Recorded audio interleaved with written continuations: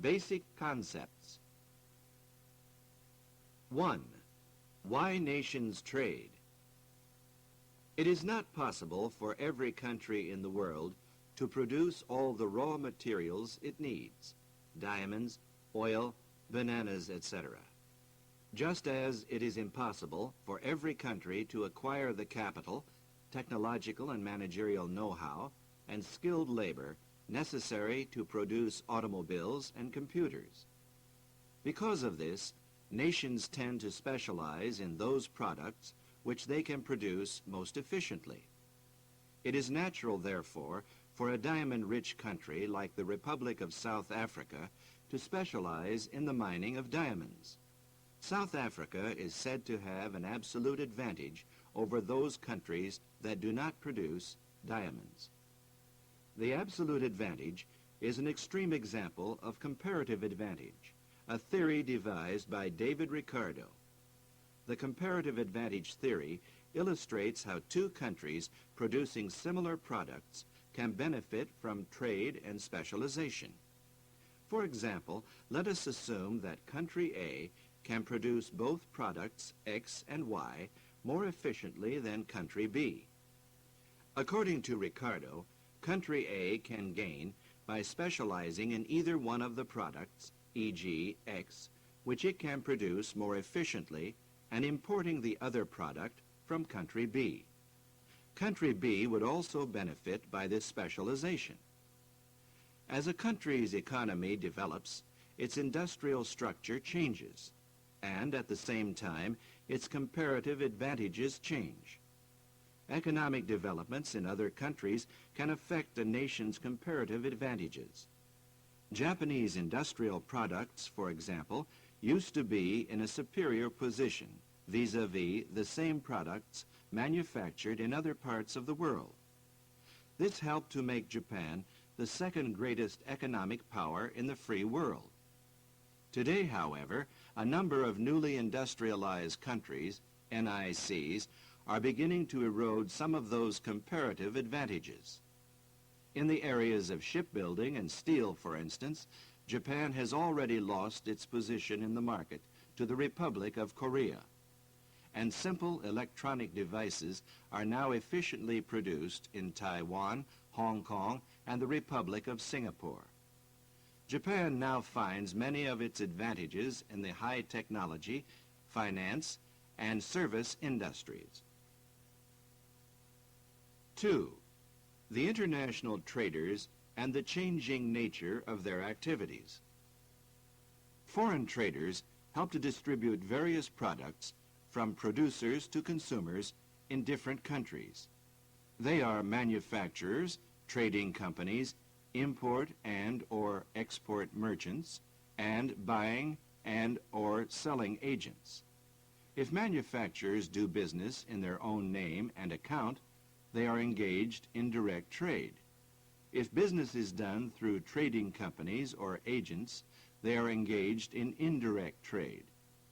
International trade was once much more difficult to conduct than domestic trade. It was a complicated process. In Japan, trading companies functioned as middlemen, importing primary goods or raw materials and exporting manufactured goods or finished products on behalf of their clients, the manufacturers.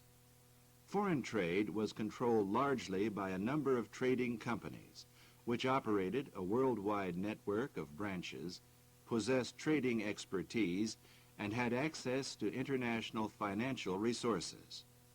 With the growth of industries, the world market gradually became more important than the domestic market for certain Japanese manufacturers. The shift in emphasis from domestic to global marketing, combined with changes in the types of products sold, encouraged some Japanese manufacturers to reconsider their marketing strategies. Products sold to a global market are usually of a much more sophisticated nature than those that are sold exclusively to the home market. The manufacturers of such products must, therefore, give greater attention to pricing, promotion, retailing, and servicing.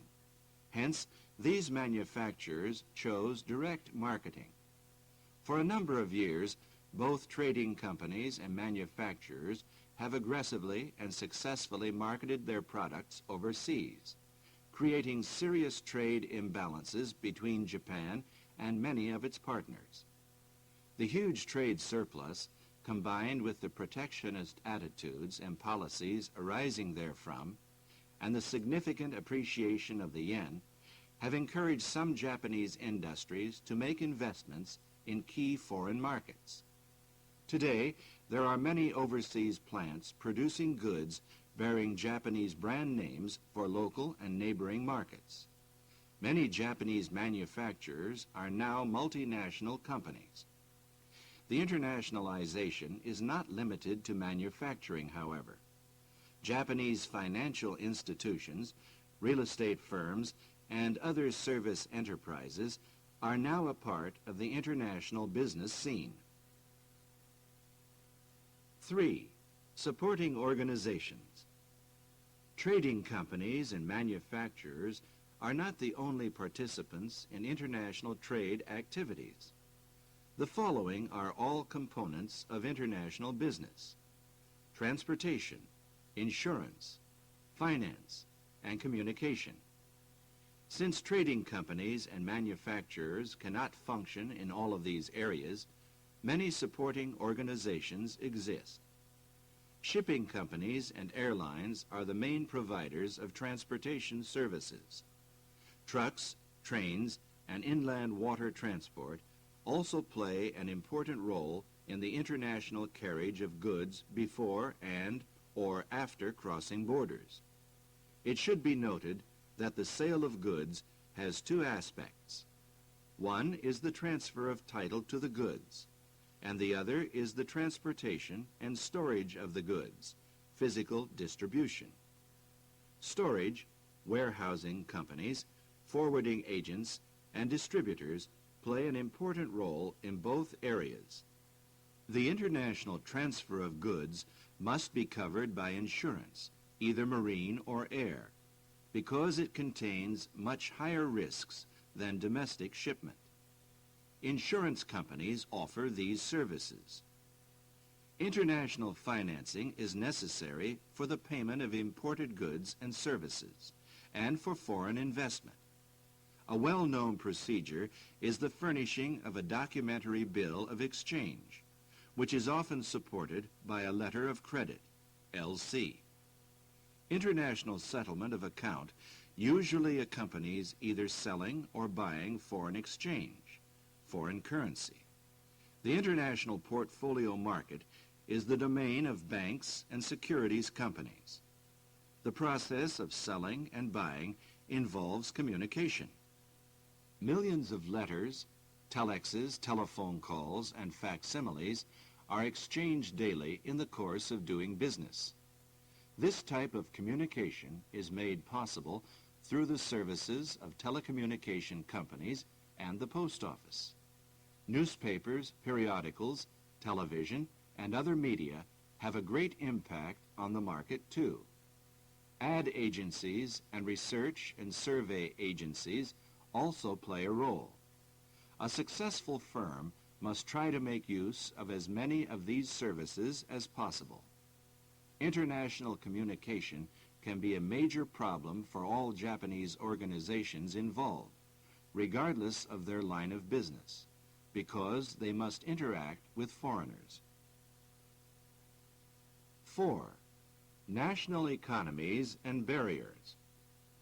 The world is comprised of nation-states, each with its own boundaries, interests, currency, and goals. Today, most of these nations are economically interdependent. What affects one is likely to affect many others. The United States sneezes, Japan catches a cold, and then Southeast Asia comes down with pneumonia. The world has truly become a global village. Hence, there is a strong need to prevent the geographic economic boundaries which separate nations from becoming economic barriers likely to have a negative impact on the world community. Two international organizations have been formed to cope with existing and potential barriers.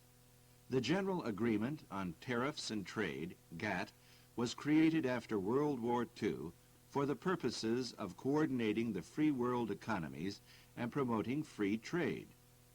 While GATT focuses on global trade issues, the International Monetary Fund, IMF, its original purpose being currency stabilization, devotes its attention to international financial and monetary problems, i.e., rates of exchange and balance of payments among nations.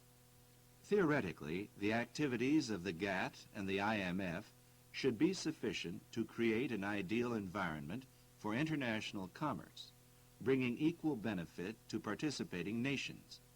In reality, however, many problems exist. Trade activities can have a negative impact on domestic conditions in certain countries. Increased unemployment and the weakening and sometimes death of unsuccessful industries are two examples of this. In response to these phenomena, the affected nations sometimes erect barriers in the form of tariffs, import duties, and/or employ the so-called non-tariff barriers, NTBs, import quotas and anti-dumping laws, for example, to protect infant or weakening industries or those which are frequently engaged in defense-related activities. Political types of barriers, such as administrative guidance and binational campaigns, are sometimes considered NTBs. Even a country's socio-cultural structure and behavior can impede free trade and be considered an NTB. The world is getting increasingly interdependent vis-a-vis free trade, yet protectionism remains a powerful inhibitor, especially when a country faces a serious trade conflict with another. The economic political barriers, especially NTBs, are a significant threat to the free trade principle. Part 2. International Trade. Process. 1. From the exporter's side. 1. Before the contract. 1. Market research. When a would-be exporter wants to sell his goods abroad for the first time, he must select a market or markets which offer optimum conditions for those goods. He can obtain basic information and general advice about those markets from several organizations, 3 of which are the Japan External Trade Organization, JETRO, the Ministry of International Trade and Industry, MITI, and the Chamber of Commerce and Industry. More detailed information, tailored to the needs of the individual, can be obtained from marketing agencies, firms which specialize in market research. When the exporter has all the information he needs to make a responsible decision, he is able to select the best possible market and decide on a suitable counterpart. 2. Credit inquiry. Prior to the conclusion of the contract, the exporter needs to check the credit standing of the potential importer. To do this, he may obtain a bank reference, a trade reference, or both. Areas to be checked include capital, capacity, and character, the 3 C's. He may also wish to contact mercantile agencies and credit bureaus for the information he needs. If references are satisfactory, he will proceed to take the next step in the process. 3. Agreement on general terms and conditions. If both parties want to establish a long-term business relationship, it is important for them to agree on the general terms and conditions that will govern that relationship. An agreement helps the parties avoid disputes by eliminating misunderstandings arising from assumptions. 4. Sales activities. The exporter sends the importer circulars, price lists, samples, and/or catalogs. After a time, he may receive an inquiry concerning the merchandise, price, quality, delivery time, etc. Soon after receipt of this, the exporter responds with an answer that should help the buyer make a decision. Rarely does the importer accept the exporter's first offer. The importer usually telexes a request for a price reduction or modification of terms and conditions, counteroffer, and the exporter responds by making certain concessions, also called a counteroffer.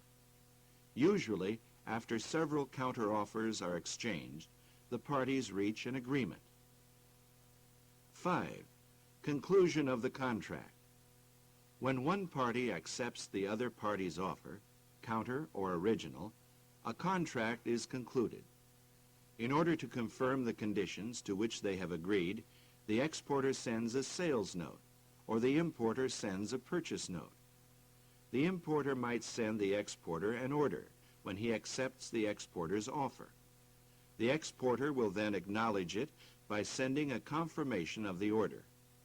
If the parties desire it, a formal contract is prepared in duplicate by either of the two parties and sent to the other party to be signed and returned. In international trade, a document which stipulates both parties' responsibilities and obligations is required to avoid misunderstandings. 2. After the contract. 1. Government approval. Governments exercise control over all goods which cross their borders. Depending on the situation, it may be necessary for an exporter to get government approval in the form of an export license, EL. 2.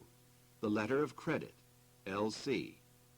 An LC is a letter by which a bank agrees to pay the exporter on behalf of the importer if the conditions of the contract are duly fulfilled. It enables the exporter to proceed with manufacturing and/or executing the order. 3. Space booking. The exporter books space with a shipping company so that he can ship his cargo as scheduled. The forwarding agent works on behalf of the exporter. Hence, the readers should assume that all references to the exporter's receiving or submitting documents vis-a-vis shipping indicate receiving or submitting by proxy, the forwarding agent. 4. Insurance. The exporter should get an insurance company to cover his cargo against various transit risks, especially if the contract terms stipulate CIF, ex-ship, or other landed terms. 5. Shipment. 1. Shipment via conventional vessel. The cargo is delivered from the factory to a bonded area, bonded shed or bonded warehouse, for customs clearance. The exporter submits an export declaration, ED, to customs whose agents inspect it and, assuming everything is satisfactory, subsequently grant an export permit. Finally, the cargo is loaded onto a vessel, and a mate's receipt, MR, is issued by the chief officer or chief mate. In exchange for the MR, the exporter receives a bill of lading, BL, from the shipping company, certifying that the cargo has been duly shipped. 2. Shipment via container vessel. A. FCL cargo. A full container load cargo is a shipment which is large enough to fill one or more containers. The exporter delivers the cargo to the bonded shed and has it inspected by a customs officer. If everything is in order, the cargo is loaded into a container, shipper's pack. The containers are then delivered with a set of dock receipt, DR forms, to the container yard operator, who signs the forms and loads the containers onto the vessel. He returns a sheet of the signed forms, a receipt, to the exporter, who in turn receives a BL in exchange for the DR, with the operator's signature on it. B. LCL cargo. A less than container load cargo is one which is small enough to be packed into one container along with other cargoes. The cargo is delivered to the container freight station and packed by the container freight station operator, carrier's pack. The container is then delivered to the container yard operator, who in turn loads it on a ship. A BL is issued in the same way as it is for an FCL cargo. 6. Negotiations of the draft.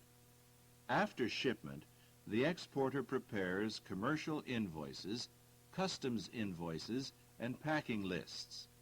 At this point, the exporter has the following items: a BL issued by the shipping company, an insurance policy by the insurance company, a certificate of measurement and weight from a surveyor, a certificate of origin from the Chamber of Commerce and Industry, and the consular invoices, if necessary, issued by the consul of the importing country.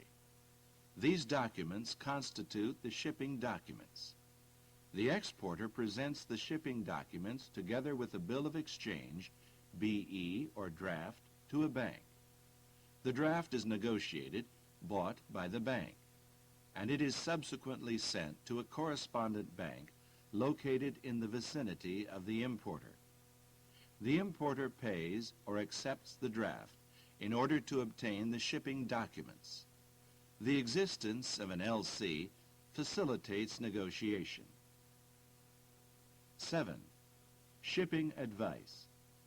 Soon after shipment, the exporter gives the importer information about the shipment, indicating the vessel's name, departure date, and expected time of arrival, ETA. 2. From the importer's side. 1. Before the contract. 1. Market research. The importer studies his market vis-a-vis the item to be sold, and then considers the best possible sources of that item. Sometimes a credit inquiry about the prospective suppliers will be necessary. Then bank and/or trade references are requested. The selection of a reliable overseas supplier is also a component of market research. 2. Agreement on general terms and conditions. It is essential that the importer and the exporter agree on the general terms and conditions that will govern their relationship. This will help them avoid unnecessary conflicts. 3. Buying activities. The importer sends an inquiry to the supplier, asking for information on the desired goods. If the supplier is interested, the importer will receive an offer. After several telexes and telephone calls are exchanged, the exporter and the importer reach an agreement on price, quality, quantity, and terms. 4. Conclusion of the contract. An agreement is reached when either party's offer is accepted. A contract of sale, either oral or written, is then made. Confirmation of the terms should be done by either the exporter or the importer through a sales note or purchase note, respectively, or may take the form of a sales contract. 2. After the contract. 1. Government approval. The government has lifted most of its control, but all imports must be certified either by a bank or by the government. Sometimes, though, the importer must apply for an import license, IL, or quota allocation. 2. Arranging the LC. When the contract stipulates an LC, the importer applies to his bank for it soon after the conclusion of the contract. The exporter is notified by a correspondent bank in his area that an LC has been issued. 3. Insurance. When the contract stipulates FOB, FAS, or any other kind of shipped terms except CIF, the importer should take out insurance. Hence, it is important for him to get detailed shipping information from the exporter prior to the loading of the cargo. 4. Notification of shipment. As soon as the goods leave port, the importer should be informed of their departure. 5. Delivery of shipping documents. The draft drawn by the exporter and bought by the negotiating bank is presented to the importer by the bank in the importer's area. The importer either pays or accepts the draft, and the bank releases the documents. 6. Delivery of cargo. The BL represents the title to the cargo. The importer submits the BL to the shipping company and has the delivery order, DO, issued. All imported goods are unloaded at bonded areas. The importer presents an import declaration, ID, to customs.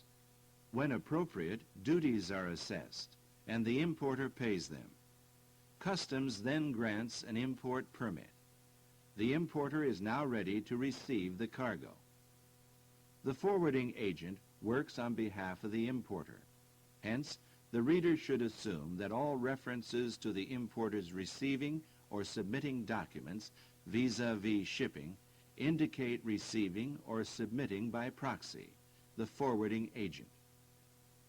7. Receipt of cargo. 1. Conventional vessel shipment. The importer goes to a bonded warehouse and obtains the cargo in exchange for a DO. 2. Container vessel shipment.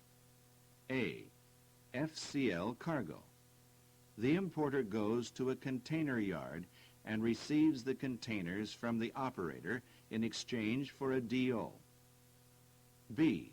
LCL cargo. The operator of the container freight station delivers the cargo to the importer in exchange for a DO. Part 3. Business communication. 1. How to be successful in international communication. Communication is such a common experience that we hardly ever consider or try to evaluate its significance. All human interaction, including business activities, depends on it, however. Communication is a process of social interaction in which the sender and the receiver share an idea or feeling via a verbal and/or nonverbal message. The message encoded by the sender is transmitted through a variety of channels, and the receiver decodes the message. In order for the communication process to be successful, the sender and the receiver must have a common system of encoding and decoding. It may be a language, a gesture, or some other kind of behavior. Underlying this system is the culture of a society. In fact, language, including nonverbal communication, and culture are closely connected. Intracultural communication is usually more effective and more easily realized than communication which takes place across cultural boundaries. Since international business always requires those in the field to communicate with foreign nationals, international business people must have a deep insight into the workings of relevant foreign societies and be sensitive to those aspects of culture which are likely to have an impact on their commercial activities. Though obstacles exist, international communication is achievable. The use of a lingua franca is a solution, imperfect of course, to the language problem, and English has become the lingua franca of our age. Fluency in it is a must for today's international business person. This is not to say that a knowledge of the language of the target market is unimportant. On the contrary, ignorance of the local language will seriously retard the marketing efforts of even the most ambitious business person. English proficiency alone is not enough, however. Being a good cross-cultural communicator is another must. The following attributes are also necessary for success: a thorough knowledge of culturally based nonverbal behavior, freedom from detrimental stereotypes,